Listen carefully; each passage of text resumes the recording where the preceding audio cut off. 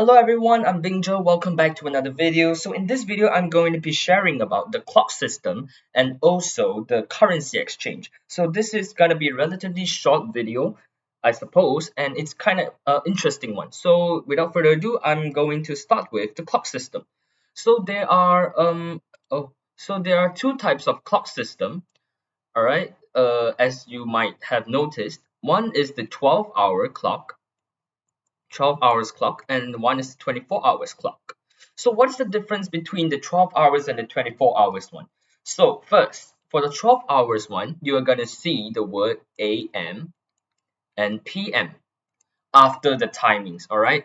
And as the name suggests, there's only 1 to 12, all right? So that's why it's the 12-hour system. So the second one is the 24-hour system. There's no AM or PM, and the numbers can go from 0 all the way to 24. All right, so this is the difference between the 12 hours and the 24 hours system. So if you look at the time here now, it's 2:58 p.m. So if we are doing the 12 hours clock system, we will write the time now. Time now is 2:58 p.m. right? So this is how we write the time for 12-hour system. So if it's 24-hour system, uh, since it's 0 to 24, 2 p.m. is actually the 14th hour of the day. Okay, the 14th hour of the day. Because for 12 hours, it just goes from 1 to 12 o'clock. And if it goes to the afternoon, then we will change the sign from AM to PM. But for 24 hours, we will go straight from 0 to 24, which counts as a day. So 2 p.m., if you plus 12, you will get 14. So the time now for the 24-hour system, we will write it as 1458 hours. All right. So a little thing here to take note is for 12-hour system, you must include the AM or PM. All right. This is very important. And then for here, this must be lesser or equals to 12. All right. But for a 24-hour system, there are two things to take note of. One is this must be 4 digits. All right, and the hours here, you must include the word hours here. Okay, so what if you might ask, what if the time is lesser than 12 p.m., 12 noon, right? So the example number 2, if the time is, let's say, 9:58 a.m., all right, then in the 24-hour system, we will write it as 0958 hours. All right, easy. So this is the clock system and the difference between the 12 hours and the 24-hour system. And then here from the syllabus guide here, says how to read a clock. So I believe most of us already know how to read a clock, but I'll just bring that over a little bit real quick. All right, so this is a clock, a normal clock that you will see at your house. So this is 12, this is 6, this is 3, this is 9. All right, and this is 1, 2, 4, 5, 7, 8, and so on. So there are two needles. How would I say? Yeah, there are two needles in the clock. One is the shorter one and one is the longer one. So the shorter one will determine the hour, okay, and the longer one will determine the minutes. All right, so for example here, if you can see, the shorter one is pointing in the middle of 3 and 4, which means this is 3 o'clock. So it's 3 a.m. or p.m. we don't know, so maybe we need to specify it in the question. And the 4 here, there are 60 minutes in an hour, correct? So 60 minutes divided by 12, which means every single word here is equivalent to 5 minutes. So if it's pointing to 4 here, so 4 times 5, which is equals to 20. So which means the time now is 3:20. So it's either AM or PM. So this is how you read a clock. And yeah, that's all about the clock system part. And I'll move on to the currency exchange. Alright, so in the next part of this video, I'm gonna talk about currency exchange. So this is a very interesting topic according to me when I learned this, because if you had traveled to other countries, for now, I mean, if you had traveled to other countries, you might have experience of changing your currency to the country's currency before you go to your vacation. So this is you might have asked, how do you actually know how much money you can change from the money you have? So currency exchange is for a given rate, as you can see at the money changer. All right, for example, 1 British pound, um 1 pound is equals to 1.322 US dollars. All right, so this is USD. All right, and this is pounds. Okay, so what this means is actually, for every 1 pound you exchange at the money exchanger, you will get $1.322 US dollar. All right, so I think it's pretty easy here, but in exams, it might not be that easy. Maybe they will ask you, if I have 100 US dollars. All right, if I have 100 US dollars, 100, then how much pound I can exchange from the money exchange. So how do we calculate this? It's actually very easy. So I'll actually share with you the concept behind this. So this is the information given, info given, and this is the to be found. All right, to be found. So we need to make sure that the rate given for the info given is in terms of 1. All right, so for example, for every $1.322, you will exchange 1 pound, right? So since we need to make this to $1, all right, $1 is equals to how many pounds? How much pounds? All right. So always make the info given, the currency which the info is given, make it in terms of 1. Then from the calculator, we can how do we calculate this? All right. So from here to here, we divide by 1.322, then we get 1. Obviously, from here we divide by 1.322 also. So if you press the calculator, 1 divided by 1.322, it will be equivalent to 0.7564. 0.7564.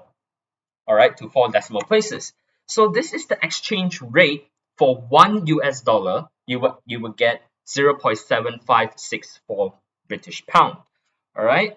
So this is the rate in terms of 1 for the info given. So if you have 100, how many British pound can you exchange? So from here, you multiply by 100. Then this means that from here, you multiply by 100 also, which means you can get 75.64 British pound. All right, it's just that easy. But I'm not just gonna leave you here, because I will teach you a rather shortcut method that I was taught during my high school, and this is the table method. So it's given that uh, 1 British pound is equals to 1.322. Okay, so you are asked that if you have 100, how many British pound can you get? So we will get the same answer, but from a different method. So from a table here, you include the two currencies given. So 1.322, right?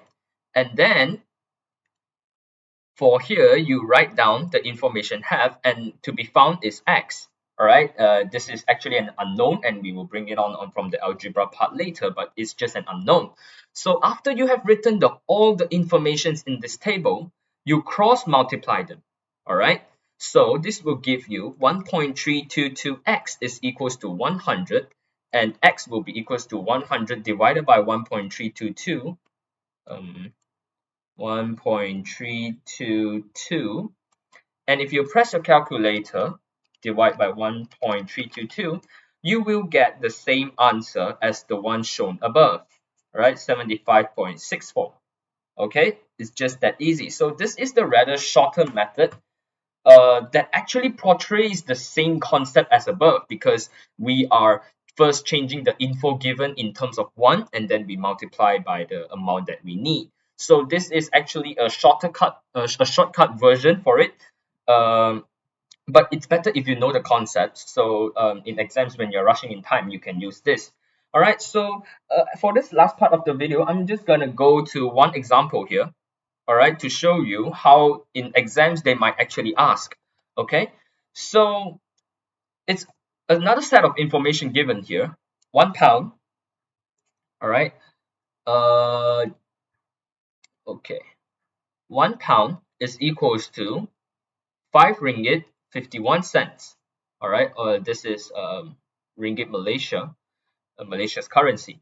And then you are also given that $1 is equals to 4 ringgit 19 cents. All right, and they want you to calculate the amount of dollars you can get, which is equivalent, all right, equivalent to £1,000.